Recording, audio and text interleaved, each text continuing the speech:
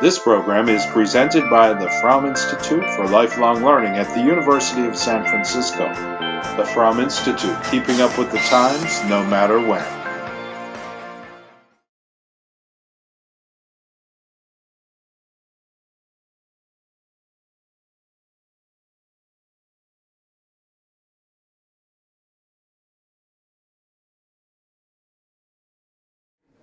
Good afternoon. Welcome to our continuing saga of the material in the Bible, and today it's going to be a lot of blood, sweat, and tears. Literally, it's going to be gory, gosh, awful stuff. Religious prostitution, child sacrifice, you name it. Bad stuff. Genocide. Not really, but anyway. It's not the kind of thing that I ever want to teach late at night. But you can understand dreams and all.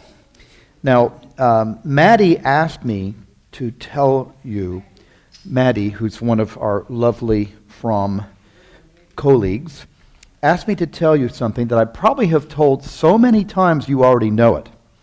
But I think my mother thought she was running a little Torah school, a little yeshiva when we were children.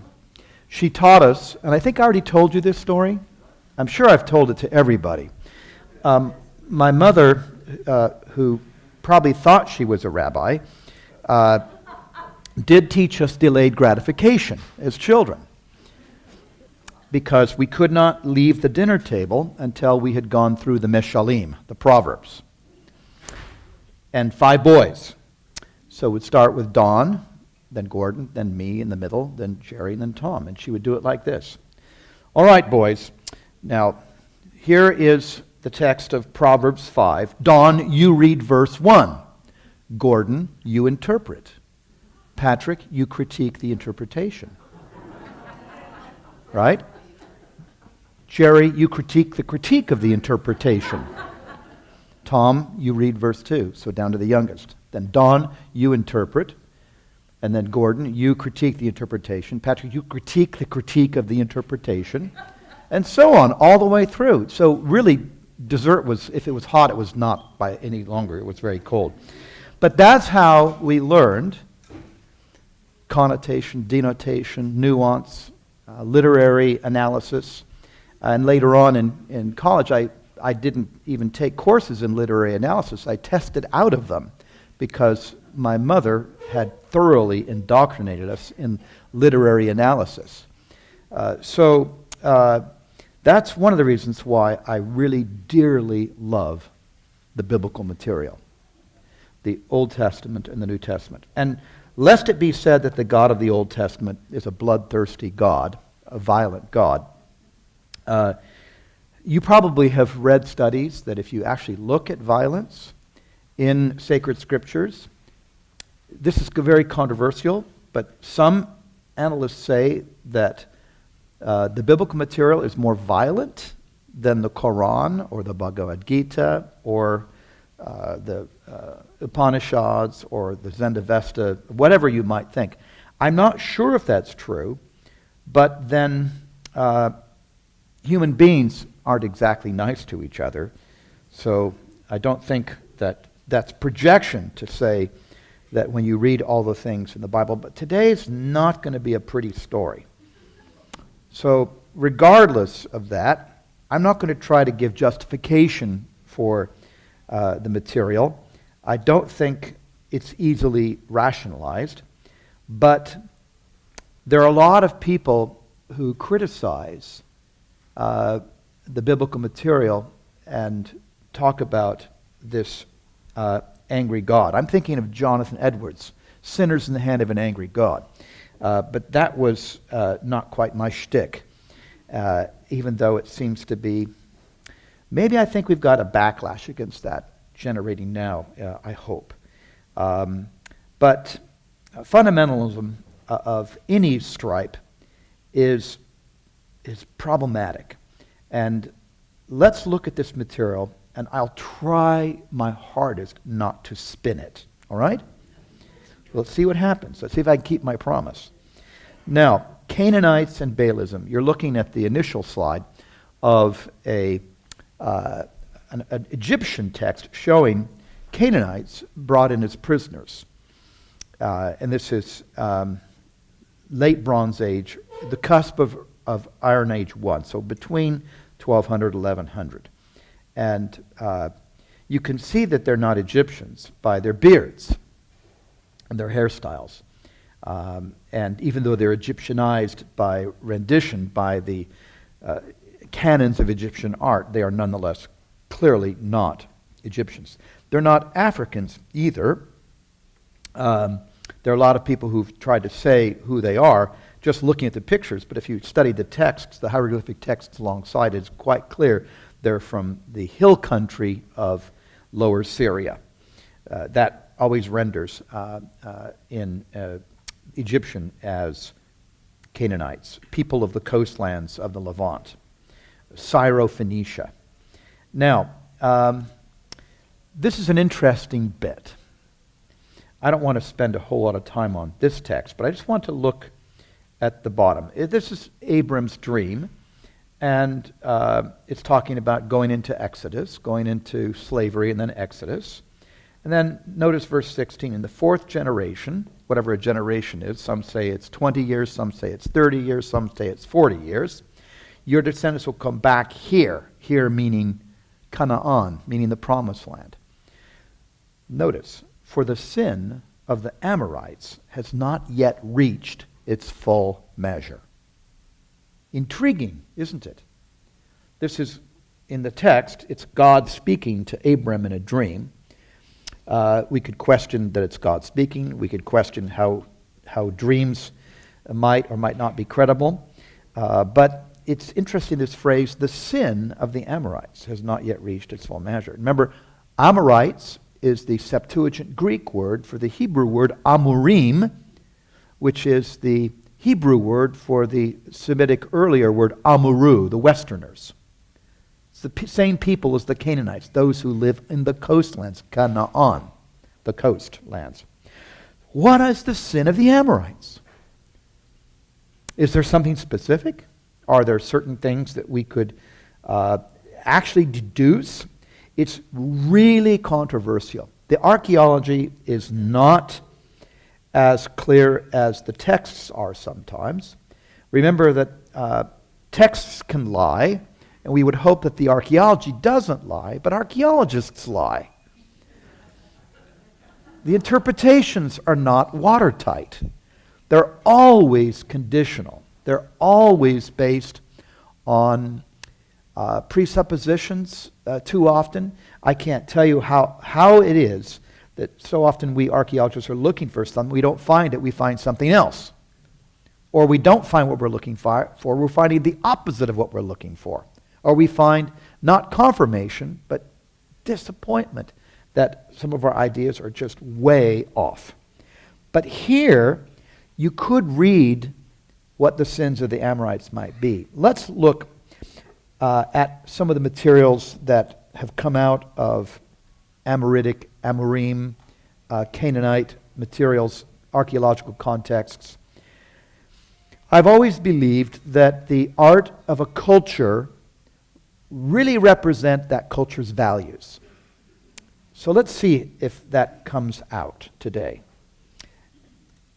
This is a Phoenician gem seal found in Israel between late Bronze Age and Iron Age 1, somewhere again around 1100 to 1000 BCE. And that's a Phoenician text on it. But what it shows you is how cosmopolitan these people were. And it does show you some Egyptianizing influence. Now, here are some texts that really I hate to read. They're really disturbing.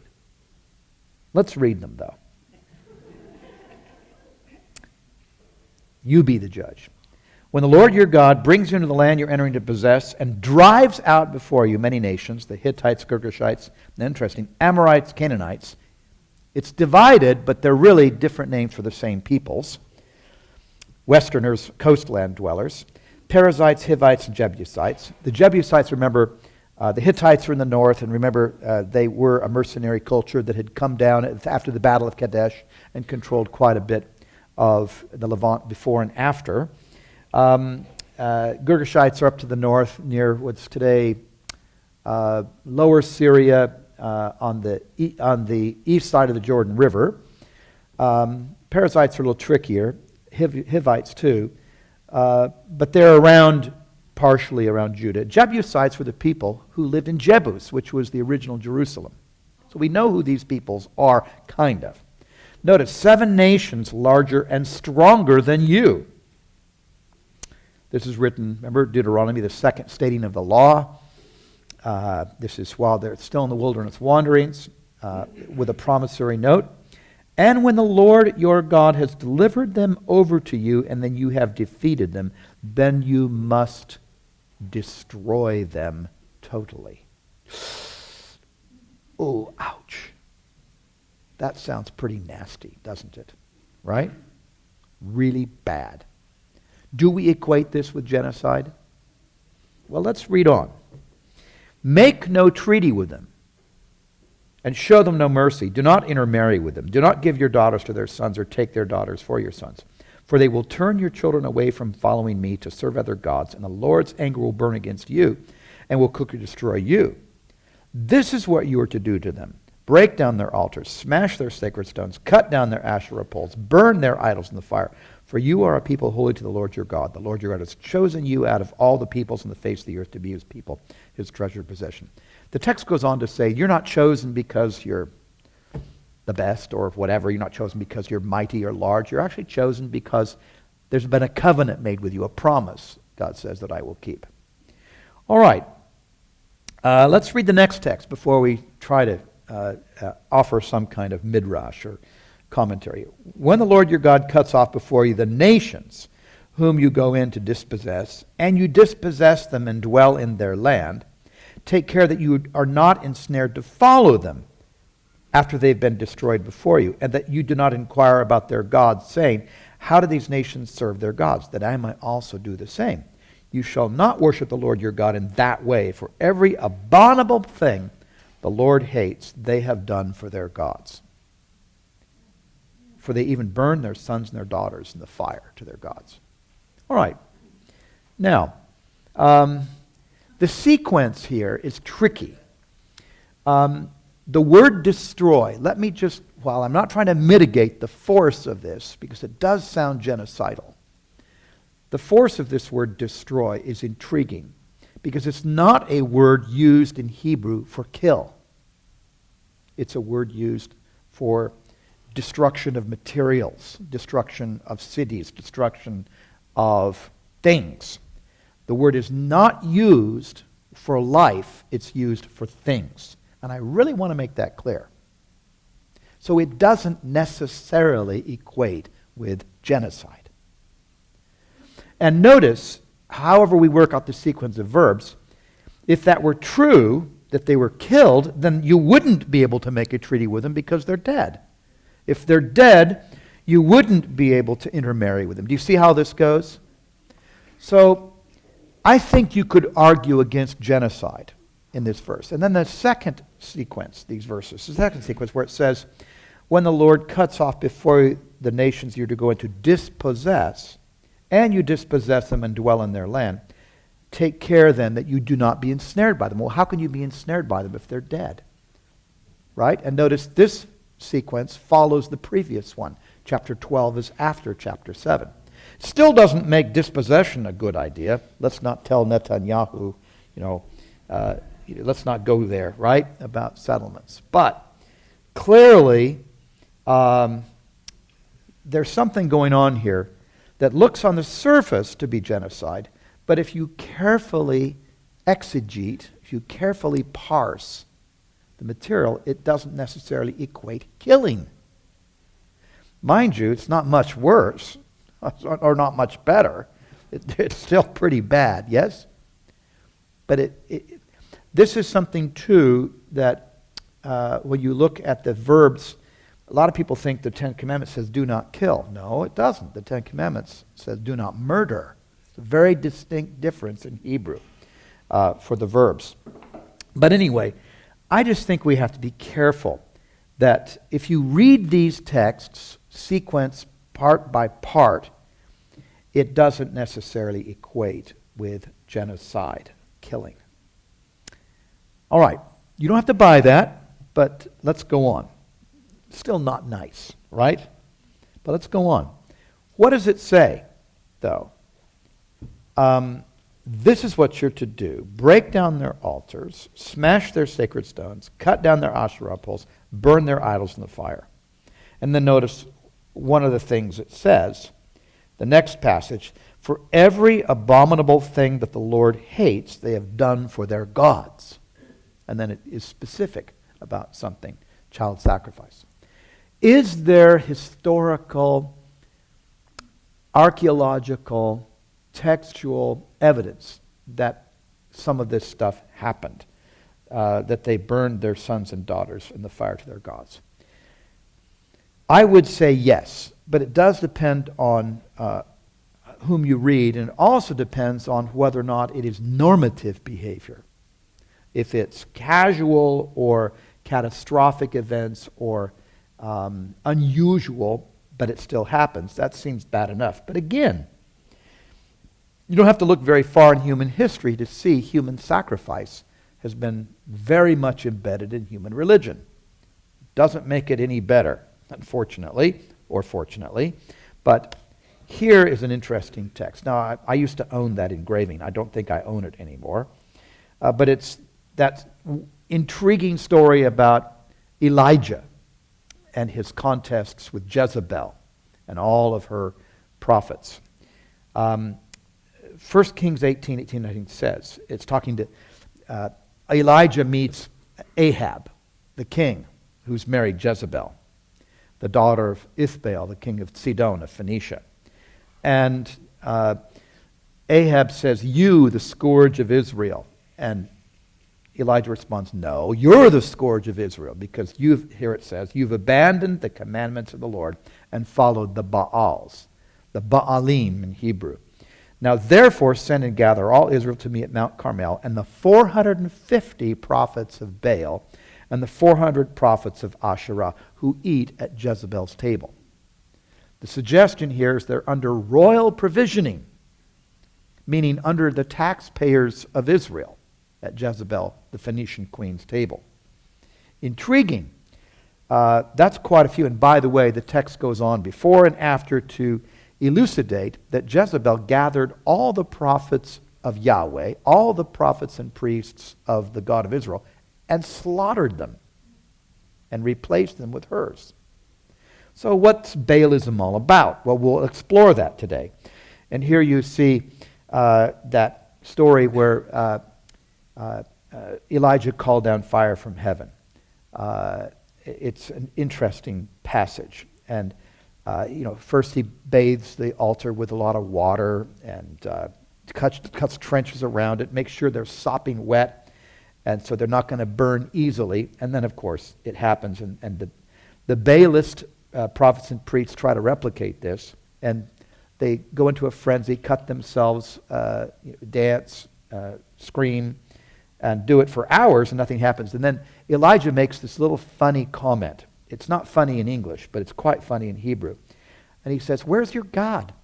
And he says, he's taken a walk, hasn't he? What he really says is, "Your God is off on a potty break." I know it sounds silly, but anyway, it doesn't happen. Actually, the sequence is it's first the Baalist prophets and priests get to do their thing, and then Elijah does his.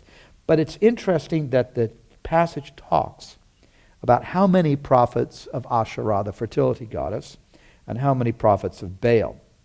Now, there are different words for prophets and priests in Hebrew. Navi is one, Ra'ah is another, Hotzeh is another. Ra'ah from the verb to see, those who are seers, and then same thing with Ozeh, seers, and the word prophet is different.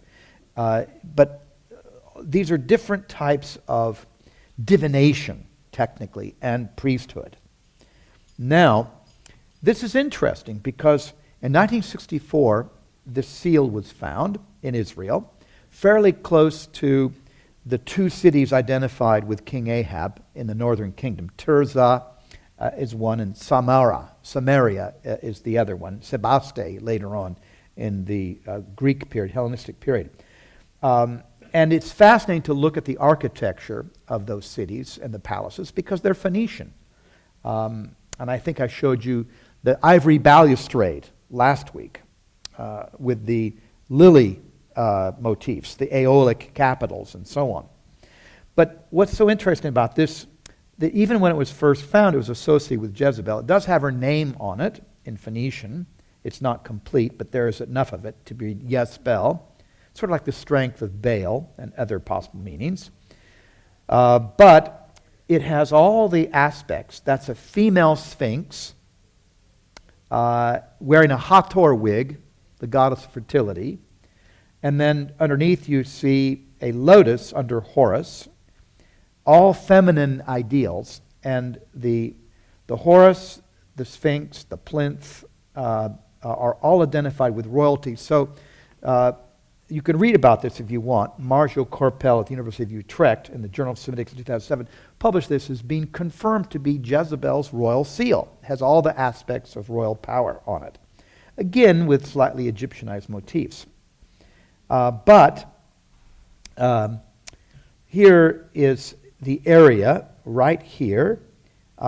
This is Jebel Akra, which is funny because Akra in Greek means high place. Jebel in Arabic means mountain. It was Mons Hasi, Mount Hatti, the god of the storm gods of the Hittites. It was also called Mount Saphon, the mountain of the north. It was called the mountain of Baal, where Baal resided. It's one of those places where it rises. If you can see it, notice it's over a mile high, 58-60 feet, and it's really close to the coast. So it's one of these places where orographic precipitation, the clouds come off the Mediterranean, or the vaporitic moisture comes off, and boom, hits this mountain, goes up, and it's always filled with clouds, and it's always a place, it's one of the wettest places in the Levant. So that was Baal's mountain. The KRT texts of Ugarit call it Baal's mountain. And mountain north, because down here, Minit el Beta is the harbor, and this was the ancient city of Ugarit. Ras Shamra is the other area here, the later city that Schaeffer excavated in the 20s for the French archaeological schools. So we know about Ugaritic, we know about Ugarit, we know about Ras Shamra. It was the city of the Canaanites in the late Bronze Age, roughly going 16th century to 12th century BCE. So Ugarit, the Canaanites, here's their Mount North, Jebel Akra, Mons Hasius, and so on and so on. It's also called the Mountain of Zeus, another god who threw thunderbolts and was a storm god later on. Now, the Canaanites and the people of Ugarit were really cosmopolitan, very wealthy, partly because of the trade. Some of the shipwrecks that have found in the Anatolian coast show Canaanite trade networks and their wealth, and some of the things that they profited by. Of course, they sold cedar wood. Egypt didn't have much wood, and they sold a lot of cedar wood to Egypt. They also had a monopoly on something that came, apparently the first cultivar from the Bekaa Valley. If you know the Bekaa Valley between the Lebanon, anti-Lebanon mountains in Lebanon today. Do you recognize here you have these little lilies? Those are the flowers sacred to Asherah and Astarte. Do you see their lilies with the sepals of the petals rolling outward? That's eventually going to become the Aeolic capital. And the Aeolic capital in Anatolia, in Asia Minor, eventually becomes the Ionic capital of the Greek world with its volutes. So that's a lily flower. But you see a lot of different rings and seals. This is gold and then carnelian, the quartz with a lot of iron oxide in it. What do you recognize here? Look at every one of these little things. What are those? Poppy heads. They're not pomegranates. They look like pomegranates, I agree, but pomegranates have sepals that are indented. These are poppy heads. You see them? When the flower petals fall off, that's exactly what they look like. And the material from the poppy, of course, as you're all hearing out there, Papaver somniferum. The opium was a divine pain relief. Kind of still is. Thank God, or whomever, Merck. But those are opium poppy heads, and they had a monopoly in the opium poppy trade.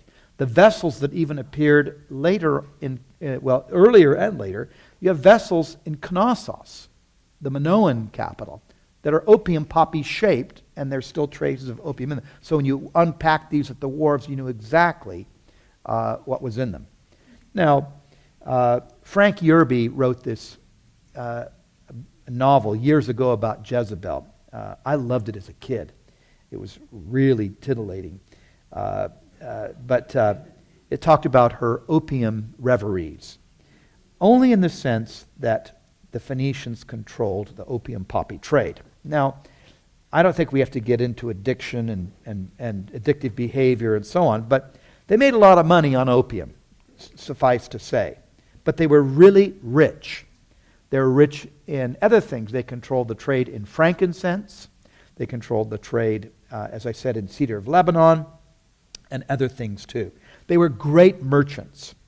Later on, some of the Greek historians like Herodotus says, don't trust these smarmy Phoenicians. They're really good. You never get the better end of the deal with them. Anyway, and of course, to make their deals even more easy, and they invented the alphabet. So what the Greeks called Cadmean letters from Phoenicia. So they're an amazing people, very culturally sophisticated, very wealthy. Here's a gold plate from them. You have a lot of these gold plates from Phoenicia, including at the Agrigento Museum, like this one. They had a lot of trade in ivory as well. These are the Nimrud ivories that later went to the Assyrians. Again, a lot of Egyptianized motifs. These are 10th, 9th, 8th century BCE. If you remember the book of Amos, he talks about ivory tables, people having ivory beds and so on. Here's another one showing the goddess, probably because she appears to be coming from a lily. That's probably Astarte, again Egyptianized. A lot of these motifs, these Syrophoenician Nimrud ivories, that were beds and couches and a lot of furniture. Really expensive furniture, mind you, because how do you get ivory? Well, you either get it from Asia or you get it from Africa. Either way, it's expensive material. It's coming a long distance. So a lot of these, just hundreds of these. There's even some in our own San Francisco Palace of Legion of Honor that Dr. Rennie Dreyfus has in the collection there. So you can see these Nimrud ivories. One of my mentors, David Stronach, at University of California, Berkeley, Near Eastern Studies chair, was very involved in some of that material analysis. Canaanite Phoenician jewelry seals. Again, you see a mix of cuneiform, Mesopotamian, and Egyptian ideas. Now, this is part of the city of Ugarit, just a very small slice, showing how sophisticated their architecture was. Ugarit was said to have 4,000 dunams. Remember, a dunam is a house unit where 10 people more or less live. So at least a city of 40,000 people. That's one of the largest cities in the ancient world in the 14th century BCE. 40,000 people. Remember, Jerusalem was only 5,000 people under David. So this is a big city, Ugarit. Sophisticated trade, sophisticated cultural wealth. This is the so-called Jezebel Cup in the Israel Museum.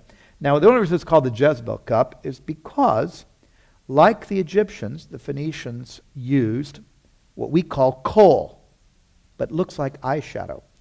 And remember, Jezebel was called the Painted Lady? I think of that now as a butterfly, but never mind. A California indigenous butterfly. But she was looked down upon because she used an enormous amount of cosmetics. I try not to tell this to my wife.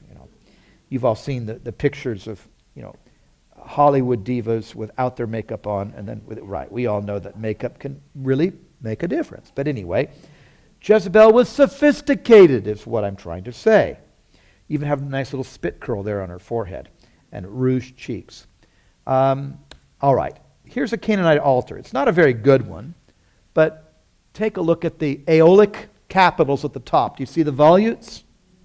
And then you see animals, etc. It's not well done. I think a child could probably make better renditions. But I want to point out the bottom image. There's a lady there down at the bottom between two felines. Now, in the evolution of the Ishtar worship of Mesopotamia, Ishtar becomes Astarte in Phoenicia. Same motifs. Now that may not look like it to you or me, but that statue is naked. And this is not me speaking, but I'm going to quote one of my students who said, she kind of has the come and get it attitude. All right, enough of that. But here's another Canaanite altar with a snake on it, because snakes were very important. They had the power of chronicity, of the power of the underworld, the power of the ground. If they were venomous, look out. They had the power of death. But they were also, some have said that they have virility motifs too, because quite a few of them look like the male organ. A little too long for whatever purposes, but as I said today, this is going to get really queasy. All right, here's some more of these snake altars. They're houses, they're snake houses. This was part of Canaanite religion. Now that's not so bad in itself to worship snakes. My herpetophobia, my natural mammalian herpetophobia, doesn't like to have a house for snakes, but some cultures are okay with that. Anyway, here is the Ras Shamra Minit Beta ivory box top. It's a pyxis. It's the top of an ivory box, and it shows, again, the mistress of beasts. There she is between two what look like goats, and she has what looks like a Minoan flounce skirt, and she appears to be very well dressed except for her top. Now, some have said, no, that's a top that's just curvaceous and it's form-fitting. Others said, no, it's naked. Well, I'm not going to get into that argument, but maybe if you really look hard, you can see that that maybe she has her nipples showing. I don't know. It's true in Minoan art that they did.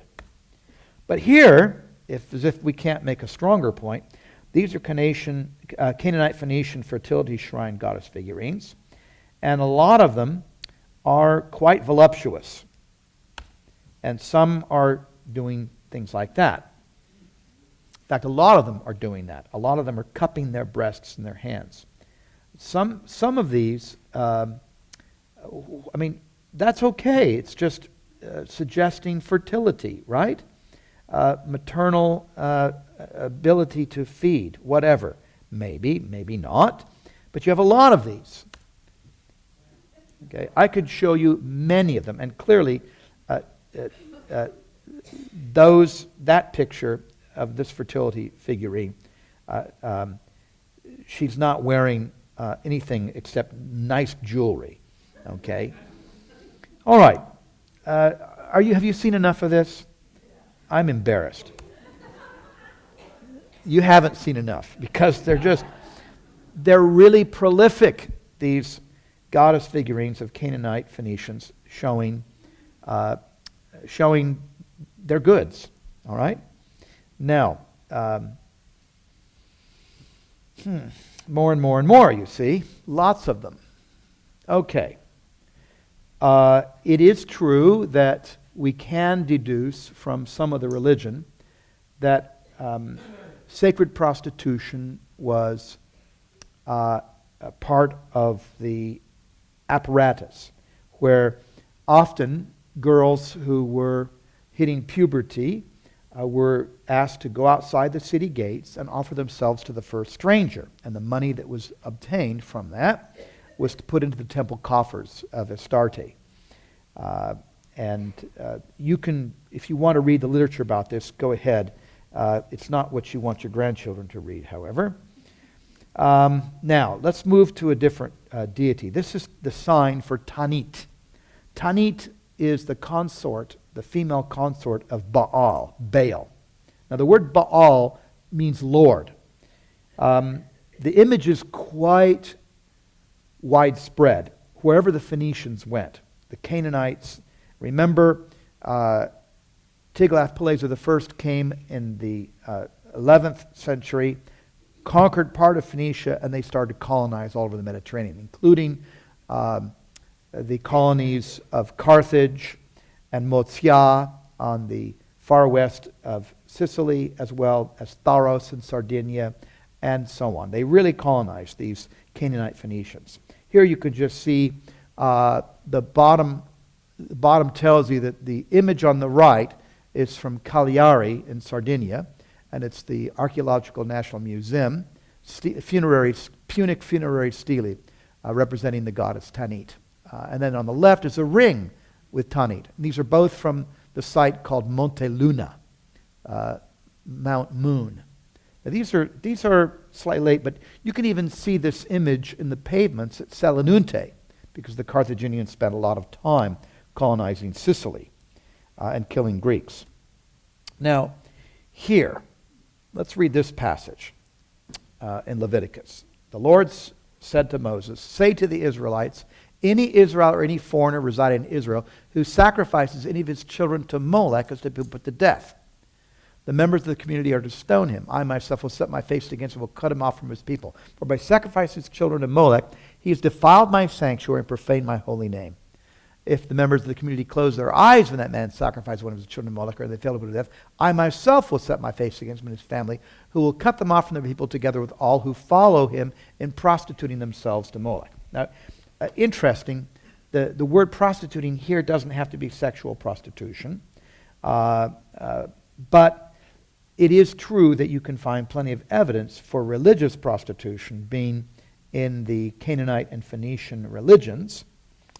I don't know that this is true, but some have said, I could point you to some texts that say that in the Baal temples, the Baal priest and the female priest would have public sex and encourage the congregation to follow suit, to bring an inducement of fertility in the land, to make it rain. Whether that's true or not, it seems very sensational. And I'm trying to avoid sensationalism today, and I don't think I'm doing a very good job of it. But what's Molech? If you know Hebrew, you know the word Molech means king. Melech, king. Molech is the present participle. Molech means the one who rules. Melech, with two Segolite short E vowels, is king. So this means ruler, one who rules, Molech, the ruling one. But ruling what? It's different. This is not a name that the Hebrew God chooses for himself. This word, the Lord, generally speaking, Adonai. Now here is a Baal shrine from Ugarit, showing slightly Egyptianized. You have the statues and you have the basalt stele. Here's another one from Hatzor, which we know is a Canaanite city. Yagel Yadin excavated here. It's a city which had a lot of baitils, basalt stone altars, matzebot, and had some really nasty stuff. Here, though, these are some interesting stele. You can go to the Barra Museum of Carthage, where I did, and you can also see a lot of these. And the Punic inscriptions, generally, you can tell if you look closely. Here, you can see a Tanit symbol, yes? And here you have some half-moon symbols. Here you have a caduceus with two upraised hands stemming from it. And here you have a man carrying a child. I'll get back to that. Now, this is an Ugaritic text from the Ras Shamar KTU text, and it says, here's an excerpt, the relevant text of the Ugaritic tablet is short enough to quote in full. If an enemy force attacks your gates, sha'arim, an aggressor your walls, you shall lift up your eyes to Baal, assuming, and pray. Now, some of this has been filled in. Is it completely trustworthy? O Baal, drive away the enemy force from our gates, the aggressor from our walls. We shall sacrifice a bull to you, O Baal. A votive pledge we shall fulfill. A firstborn, Baal, we shall sacrifice. A child we shall fulfill as votive pledge. And then a tenth of all our wealth we shall tithe you. To the temple of Baal we shall go. In the footsteps of the house of Baal we will walk. Bait Baal. Now, whether or not every appositive here is saying kind of the same thing, besides bull, if this is human child, that's what the footnotes suggest, that it really is a human. But here's the Moabite stone in the Louvre. I'm sure some of you have seen it. It was found in the 19th century and pieced back together again, and there's enough text to show what's going on. It's to the god Chemosh, the Moabite god Chemosh. This is the filled-in text you can see in light, and the dark text in basalt on the right. A lot of volcanic basalt stone around there. And then this is what part of the text says. And Chemosh said to me, the god said to me, go take Nebo against Israel. And I went in the night, and I fought against it from the break of day till noon.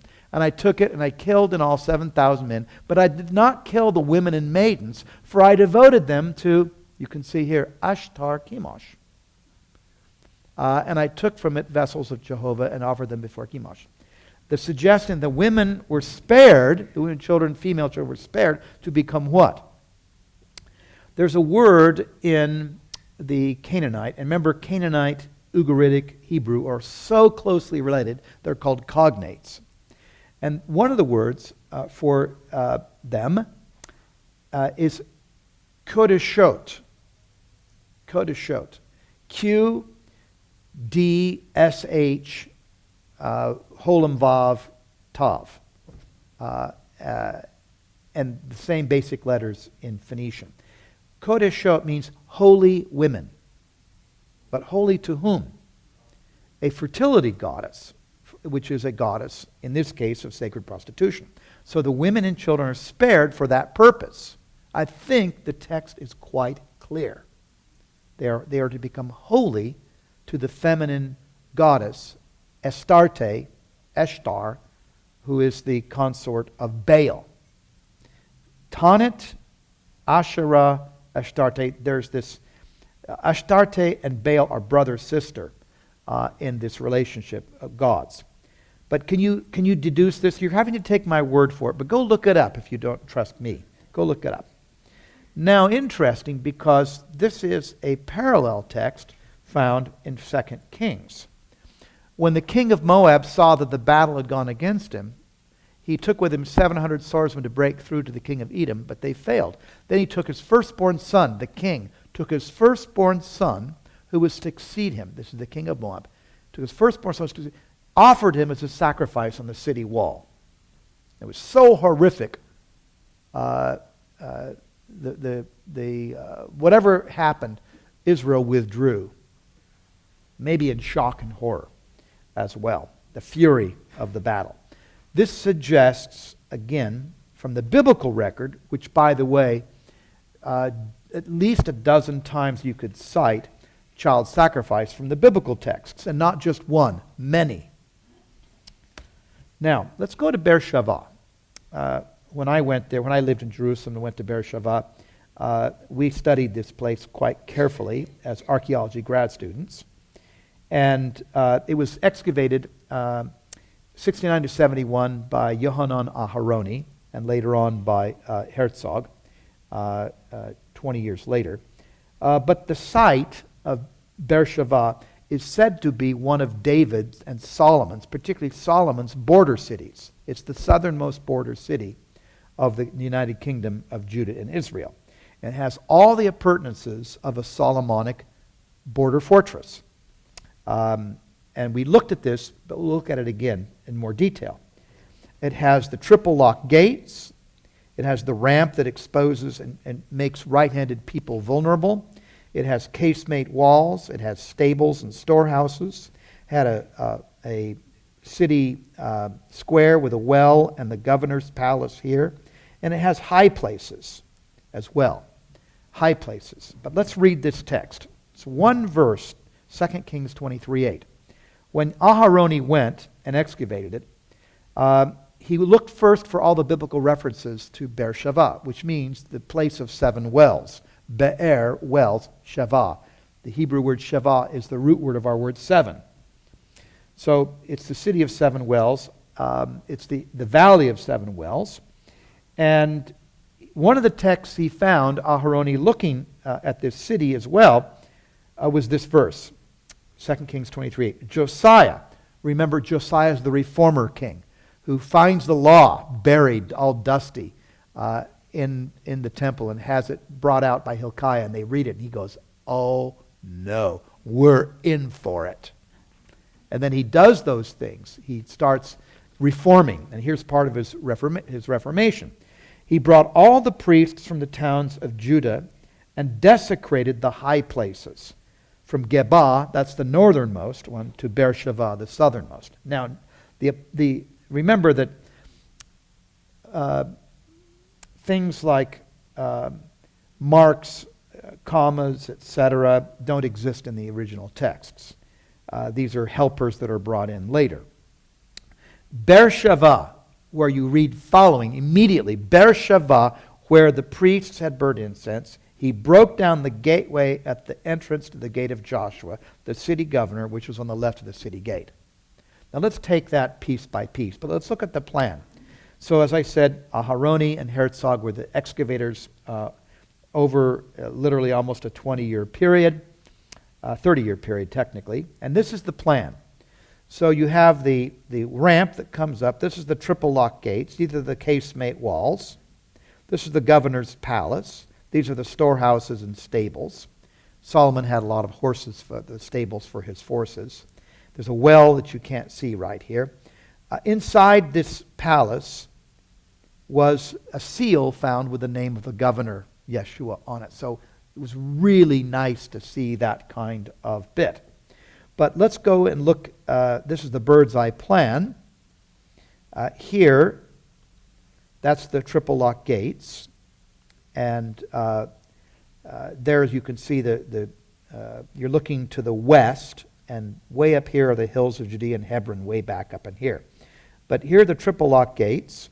So you have, let's go back, you can put soldiers in each one of these little cells, and you have 3 doors to break down. So this is the most vulnerable part of the city. So that's why the triple lock gates are so important. So there are the gates, what's left of them. The entrance is right here between them. And then notice it says, down here I've emphasized, the entrance at the gate of Joshua, the city governor, which was on the left of the city gate. When I went there, and I think I can't find all my pictures of it, but this is the city square, and this is the triple lock gates, and the entrance, the ramp is over here. This is the palace of the governor right here. And then you go up. To the left of it, you go up to the high place, and it continues on over to here. So the higher places of the tell are there, and there's even a watchtower now you can look at. So that's part of the storehouses or stables. Now, notice, let's emphasize this part. He brought all the priests from the towns of Judah and desecrated the high places, plural, from Geba to Beersheba. There are many high places. High places were forbidden by the God of Israel because you're supposed to worship in Jerusalem. And the word for high place, I put here in Hebrew, bama, high place. In the plural, it's bamot, high places. These were places where religious practices weren't supposed to be happening. They're forbidden. So notice, desecrated the high places. And notice you break down the gateway at the entrance of the city governor, which was on the left of the city gate. So the high places are here. The Bama, there was literally a high place here. And what Aharoni found was an altar broken down. And it was quite clear because these were the stones that were colored very differently, and they all fit back together quite well. So these are some of the areas. You can see the high place up here. Herzog re-excavated, as I said, in the 90s. So you go up to the top, and as I said, there's a watchtower there now. You can see over the whole area. But when Aharoni put this altar, he took the stones that were very well carved, and they all were carved from the same quarry. They had the exact same weathering color, the exact same texture of stone, etc., of limestone. And when he put them all together, they made an altar. And notice, when you have instructions to make an altar in ancient Israel, it looks like this one. If you've been to Shechem, Nablus today, it's not an easy place to go to now, you had what was found the ancient Israelite altar on Mount Ebal. And it was made with stones put together, not cut stones, just piled field stones. If you make an altar, it says in Exodus 20:25, for me, God says, do not make it with dressed stones. Don't cut the stones. You will defile it if you use a tool on it. Nobody knows exactly what that means, but a lot of rabbinic commentaries suggest that if you add to nature, that's bad. Let nature itself be sufficient. So, here's the altar that Aharoni found, disassembled. He put it back together again, and it's in the Beersheba Museum. So, what's wrong with it? Does it follow the specific biblical commands? Well, it has dressed stone. It's cut. And the horns are okay because that's what you tie a sacrifice to. But it's cut stone, which is against the law, the Mosaic law. But it also has carved snakes all over it. Here's one here, two. There's another one on the side here. Big snakes. At least 3 snakes carved on it. Why would you carve a snake on an altar of God? Well, it's probably not an altar of God. And this is apparently the very altar Josiah tore down if that text, 2 Kings 23:8, should be followed. Aharoni was amazed to find such a tight fit between the archaeology and the biblical text. So apparently there was some kind of religious idolatry, some kind of breaking of the Mosaic Sinaitic law going on at Beersheba. So Josiah's reform took care of that. And everything else adds up. All right, now let's go on. Here, I told you about Hatzor that Yagel Yadin excavated. This is the Baal shrine in situ. When I was there at Hatzor, I found basalt beitels, small stones, religious stones made of basalt. Of course, a lot of things there.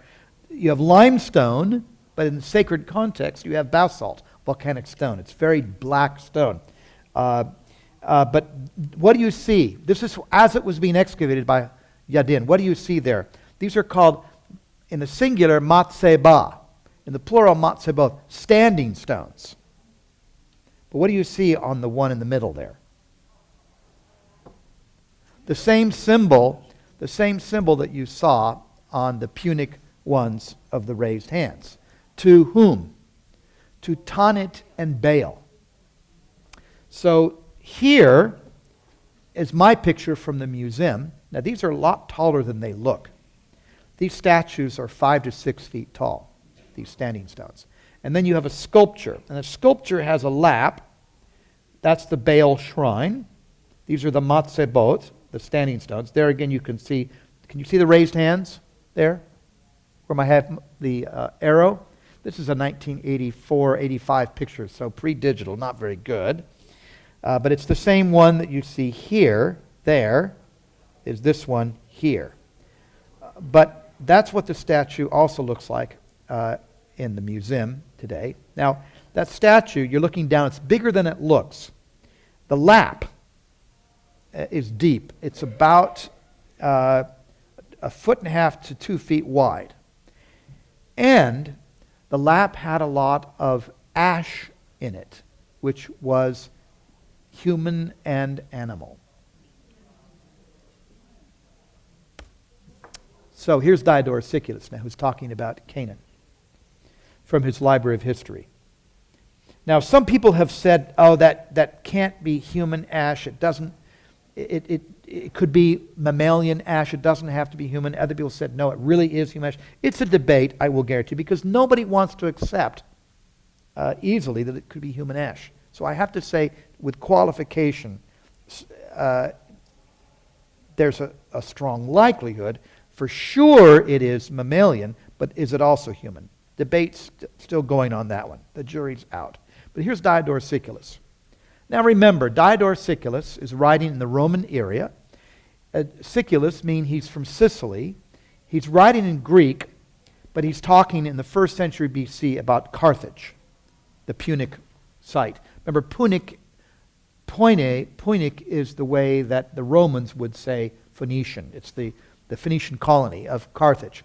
Inasmuch as in former times they'd been accustomed to sacrifice to this god, this is Baal, Saturn, the noblest of their sons, but more recently, secretly buying and nurturing children, they had sent these to the sacrifice. And when an investigation was made, some of those who had been sacrificed were discovered to have been suppositions, or supposititious.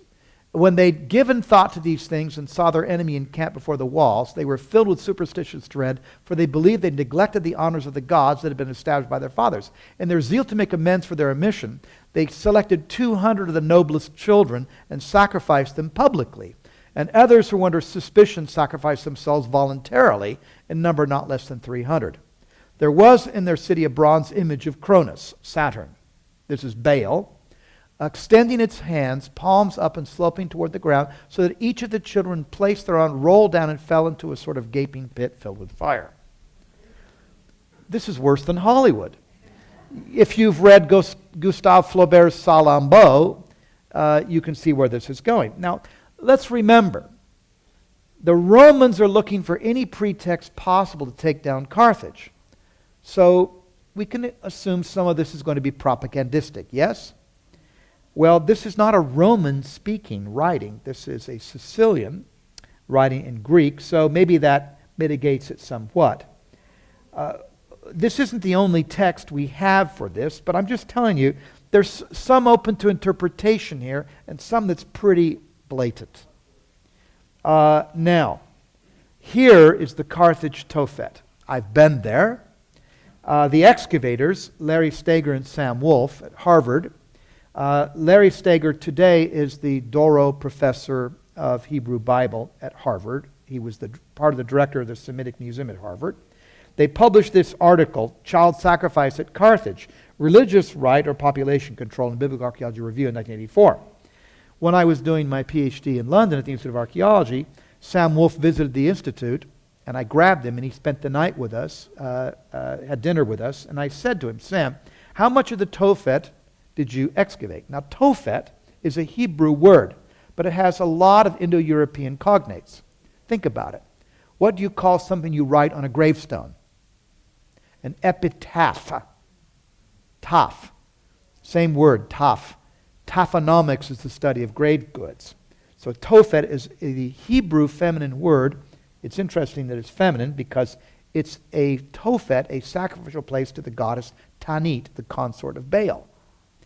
Now, 3,000 urns were discovered here in this Tophet. 7 layers, 7 different stratigraphic layers going back to the 8th century, different levels. Each of the urns had something in it, and I'll describe in a minute. I asked Sam Wolf, Sam, how much of the Tophet did you excavate? He said, well, we could really only get about 10% of the cemetery excavated, because this is one of the wealthiest areas where there are a lot of villas around in Carthage. And it's true, when I went there, you could see wealthy villas all around. You can see some of the villa walls and so on. This is part of the Tophet today. And many of these, in fact, almost all of these stelae are to the goddess Tanit. And you can read the inscriptions if you read, remember I showed you this. Firstborn we shall sacrifice, a child. See, this is difficult to know exactly what it's saying, but there is a Tanit stele. Some of them have inscriptions. Many of them have inscriptions that say, to the Lord of live sacrifice, Molech Mer. So it's interesting that the ruling one of live sacrifice, who is Baal, is also called Moloch or Molech in the Hebrew. It's the same word. Now, here are some of the urns. A lot of ceramic vessels and filled with children's bones. And some of them have been exhumed and cremated and put back together. Usually, there's a minimum of two different children's bones. Now, Larry Stagger and Sam Wolf, they really agonized over this. And they spent a lot of time asking questions, getting immunologists, coroners, people who studied pediatric illnesses, pathologies, and even remember when you burn human bones, this is so grisly, when you burn human bones, the hard bones, the cranial bones and some of the diaphyses don't burn. The cartilage burns or it's gone because, remember, children have a lot more cartilage until they get to be a certain age. I know, I've seen my grandchildren bounce. Not that I've been horrified, but they get up and they're not broken bones. But there's a lot more cartilage in those bones, and you look at these bones, so far no pathogens have been found. 0 death by pathology. They didn't die by disease. Now, this is horrific, as I said. Should we take a break from it or not? Yeah, if you have to go vomit, I understand. Let's take a quick break. I think I've given you a very one-sided view, yes? Very sensationalist, yes? I hope it's not, but I've tried wherever possible to pursue these things, to chase them down, track them down, and sometimes you can't get access to books where some of these studies were published, or the books are so expensive, no library has them, etc., etc. Some things I cannot confirm, but I recall being there in the Hatzor Museum and having a museum curator tell us that there was human ash in this statue that I mentioned here. This one. Sometimes you're going on hearsay. Sometimes you're not sure if the sites you're looking at are totally trustworthy. But that's why when I've gone to these sites myself, and then also gone to the museums and tried to see this, let's put it this way, that there is a whole nother interpretation possible on this. So before we consider it a slam dunk, let's just hold our horses, and even though you look at these, this is part of that publication of Steger and Wolf in '84. There have been others, and I've actually talked to Larry Steger about this at archaeological conferences. He stands his ground. He's adamant that these are children's bones, and that everything they did with due diligence suggests that whether or not you can call it normative, there are at least 6 centuries of it. But, on the other hand, Jeffrey Schwartz, Frank Houghton, and others have come up with, in 2010, it says, a study debunking the millennia-old claims of systematic infant sacrifice in ancient Carthage. This is the PLOS 1. I don't know if you follow that, Proceedings of the Library of Science. They re-examined the Carthage material, and they looked at 348 urns from this Tophet. They looked at teeth from 50 individuals, quite a few of them, 50, at least, I don't say what percentage, but a lot of them were neonatal, only up to a year old, male and female, not just male. His Schwartz and Houghton, Schwartz et al., they're claiming, wait, this is not normative. They're saying that there are some that were indeed human sacrifices, but they're saying not necessarily the majority. Notice it says study debunks millennial claims of systematic, quote, unquote, emphasis. A lot of the Tunisians, because Carthage is in Tunis, as you know, and when I went there and studied some of this, it was under National Geographic auspices because they were funding my research. And I got into a lot of places dropping that name, let me tell you. But as much as I could see, nothing told me that was otherwise than what Steger and Wolff had published. Others, Green, have corroborated it. Then on the other side, some of the Tunisian archaeologists, like Kader, who co-authored with David Soren in Carthage. A lot of people, the Tunisians, don't want to hear this. They don't want to think that their ancestors who lived here, if they're indeed even of the same DNA, and mostly you have a whole influx coming in post-Muhammad who are Arabic and not the originals, but there's still plenty of genetic hybridity going on. They don't want to think, the Tunisians. I talk to Tunisians quite frequently. When I was there, I talked to Tunisians who said, this can't be true, this can't be true. But you can want something not to be true just as much as you can want something to be true. Either way, you can be wrong. I'm just saying there is another side. So some people debate this, or they debate the systematization of it. Was it systematic? Was it normative? Well, who can say? Question, Terence. It could be also, one of the things I read before, a primitive form of worship. Yes, yeah. Well, this is what, if you went back to, if you look at the article title, when this was published in Biblical Archaeology Review, Steger and Wolff were so worried that this would be construed as a religious human sacrifice, and they suggested, or was it just birth control? Was it population control? Whatever. So that's in answer to Terence. Or the mixture of the two. The question, I think, whether any of it is true or not, and whether it's substantive or normative, I think that even the detractors, like this article in PLOS by Schwartz and Houghton et al., even they're admitting some was indeed sacrifice. Whether it was the majority, that's what they're really debating. Notice they're saying systematic is the key word here. All right, so if it occurred, and the debate is still raging today, it's a huge debate, was human sacrifice practiced at Carthage? This is an interesting image. This is a Baal image, and remember, Baal was the son of El. El was the bull god.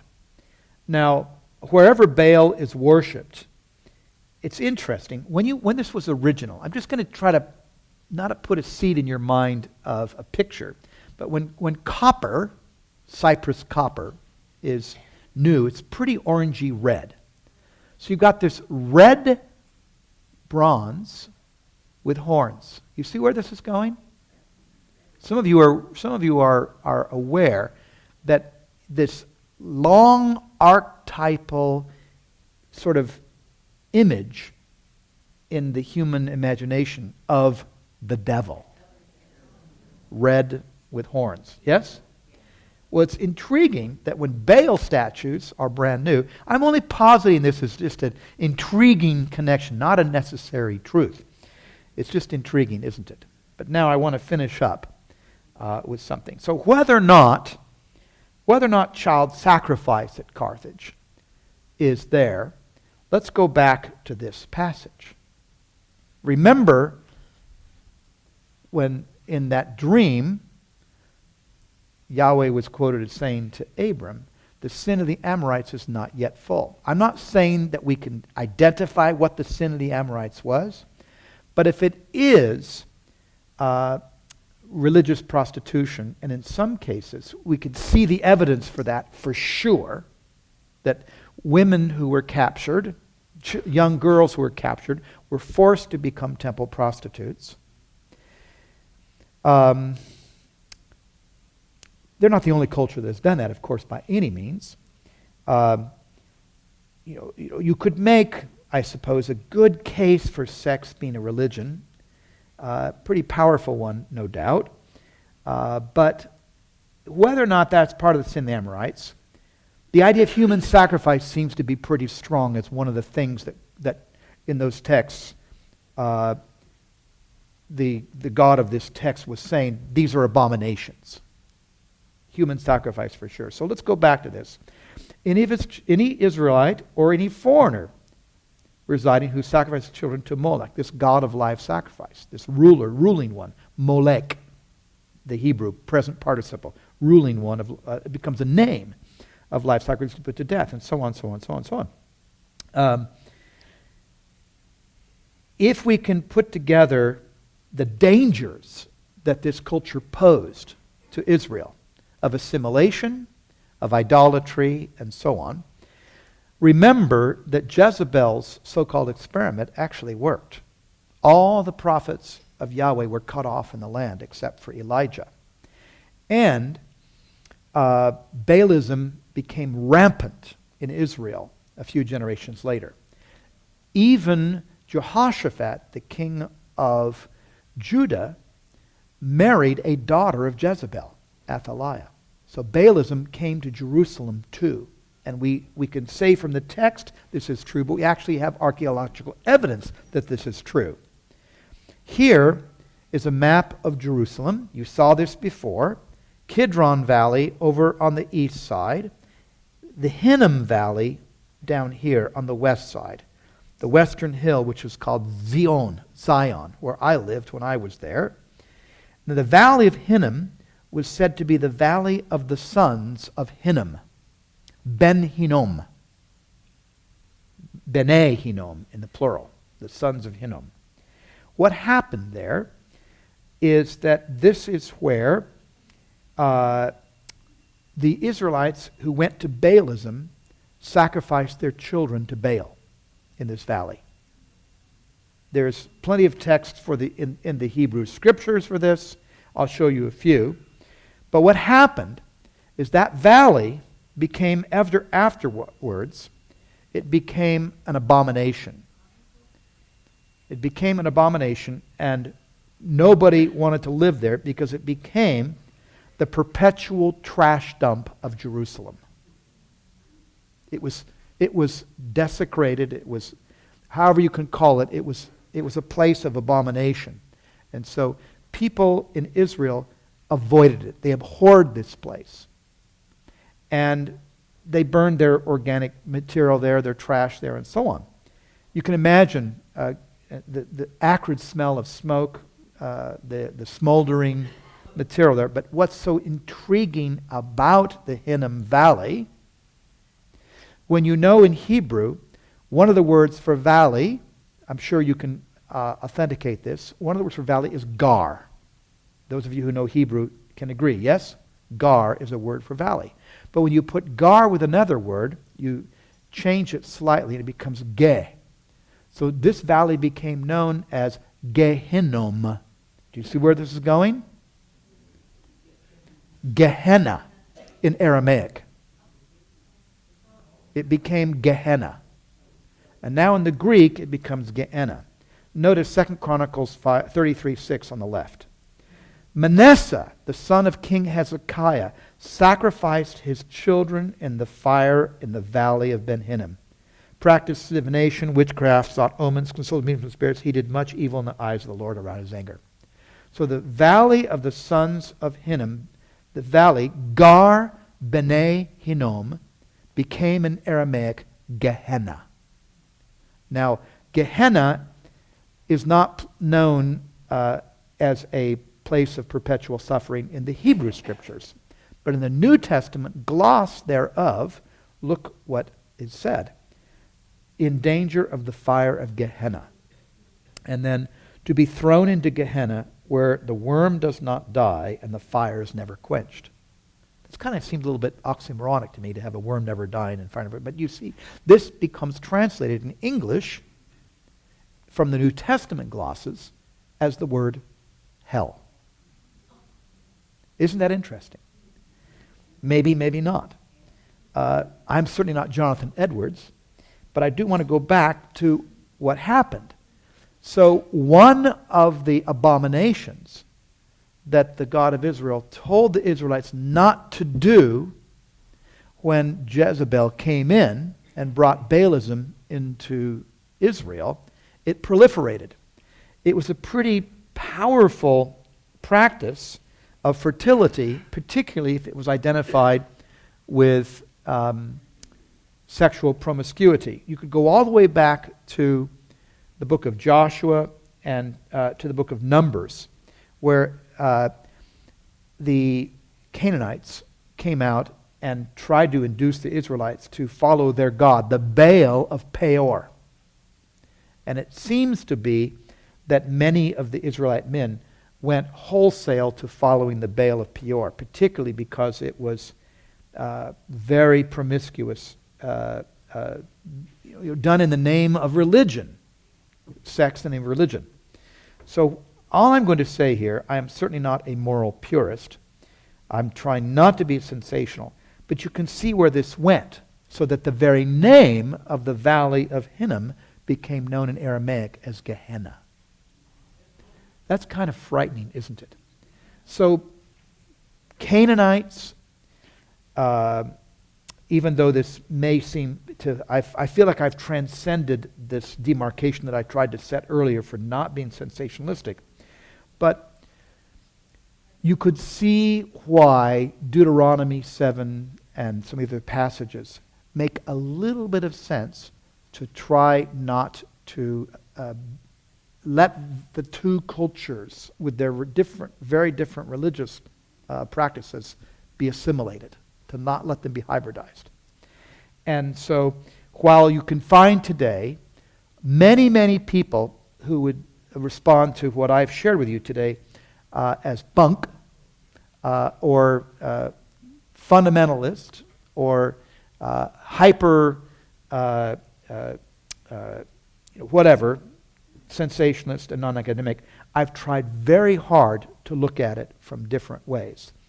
And all I'm going to say in conclusion is that while, as I promised, this wasn't going to be very nice stuff today, and I'm not going to rationalize the destruction of a culture, I would certainly say that there was a tremendous threat to Israel from these practices, if they are true. Sort of serious stuff, yes? And yet we today, this is not off the record because I'm being taped, we today are inundated with far, far more detailed stuff that could be considered degrading. And we're inundated by it on a daily basis, aren't we? So who are we to judge? Yes? All I can say is, if you want any of these details, I know you can have the slides, you can follow and track the publications I've suggested, but it's best to decide for yourselves what all this means. I'm not certain that I could say. It's not nice stuff. Now, I think we have a few minutes for questions, if you're not so horrified that you can actually stick your hand up. Yes, sir. The word hell, of course, as we have it today in English, is a Teutonic word. It's coming out of the Germanic Teutonic peoples. But the word, that's what's translated. The word hell does not appear in the Hebrew Scriptures. Corruption and the grave are referred to euphemistically as Sheol. So that doesn't appear, the word hell does not appear in the Hebrew Scriptures. It's a New Testament change. It comes in through, among others, the words that Matthew and Mark and whoever these people were who wrote these Evangelia, these Gospels. The writers of the New Testament are putting that in the mouth of Jesus. That Jesus was referring to a place that everybody in Jerusalem knew was an abomination. Everybody in Jerusalem knew this was the trash dump.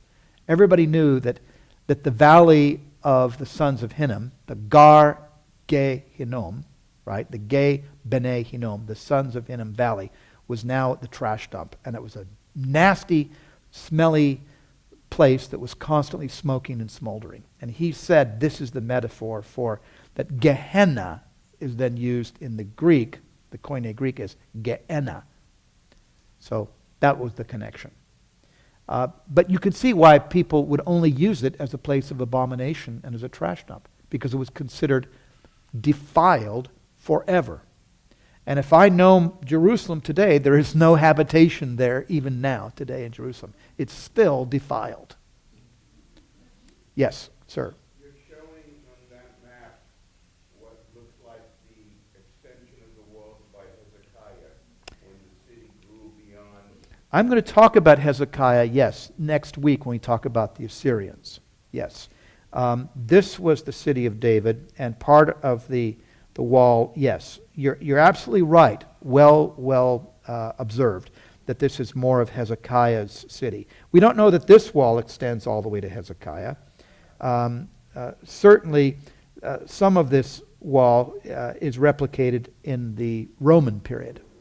But there was a wall that Hezekiah built to include down here because the population of Jerusalem grew, maybe even doubled between 720 to 705 BCE, and we know that.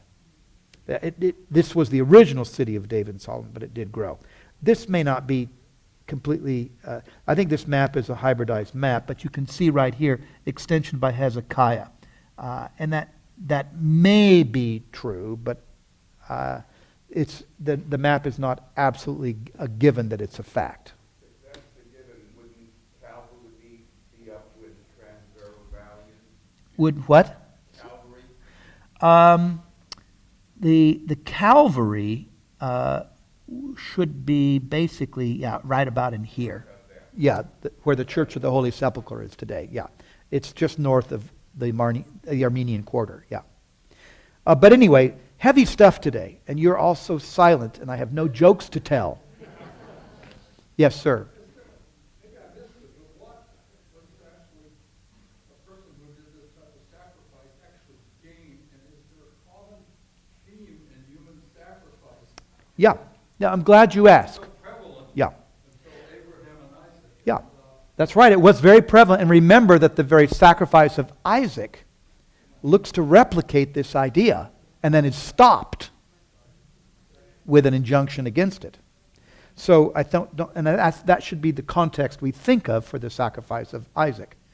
That if Abraham is lulled by this common practice all around him, suddenly he's stopped from doing it.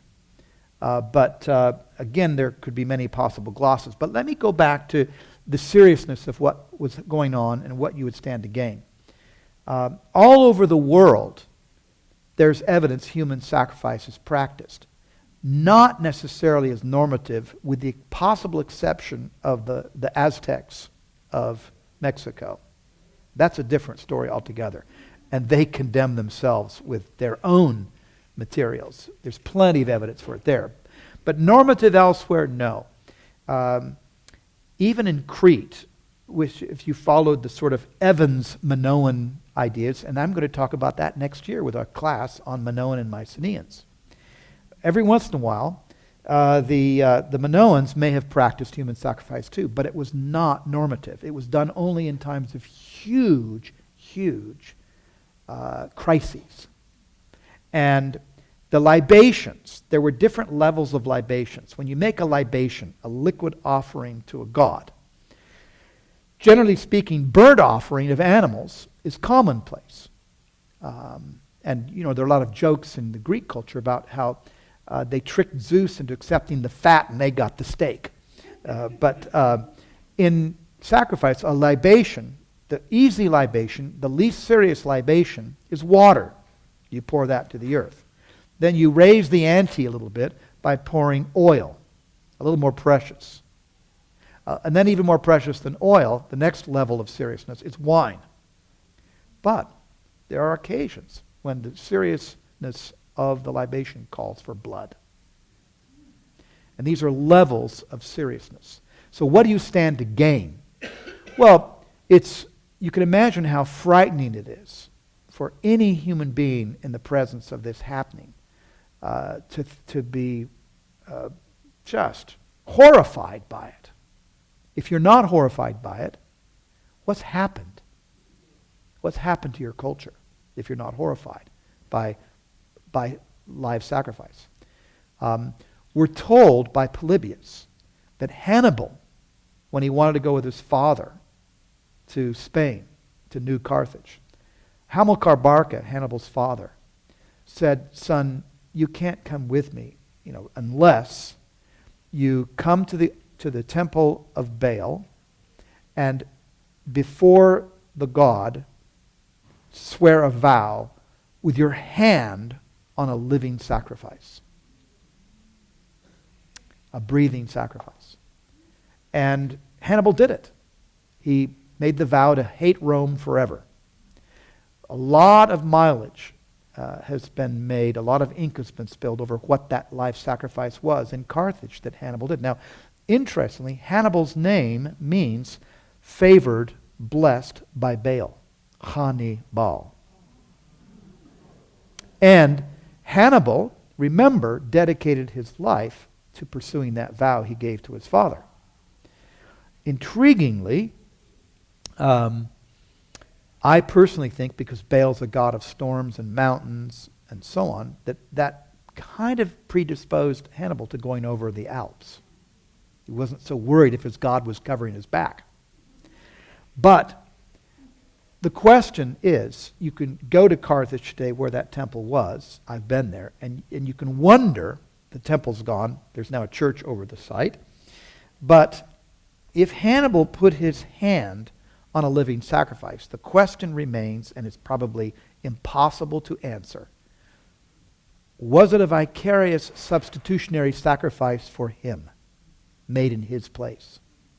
And if so, was it an animal or was it a human being? We'll never know. But the possibility exists.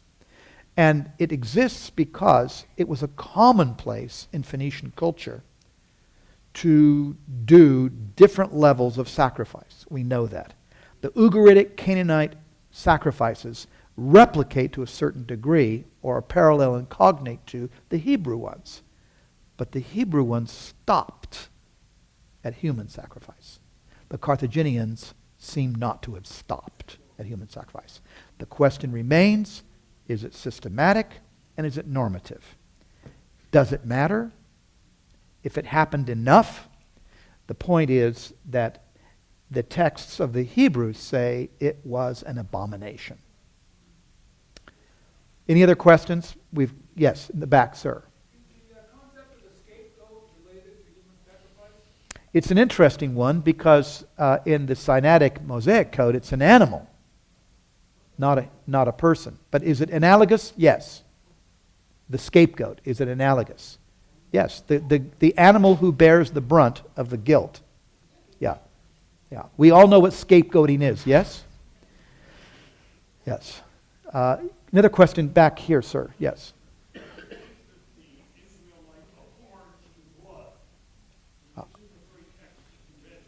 Yes. Yes. Exodus 7.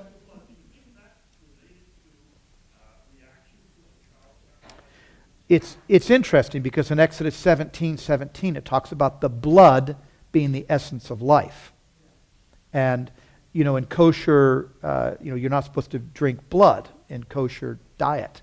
There are a lot of things about blood because the Levitical focus on blood and how important it is to life. Clearly, someone caught on very early, a body that loses its blood is not going to last very long. So, the blood is the life. Yes. That makes sense to be analogous to. I think we're going to have to call it because people are leaving. But if you have other questions, I'd happy to discuss them. Thank you so much.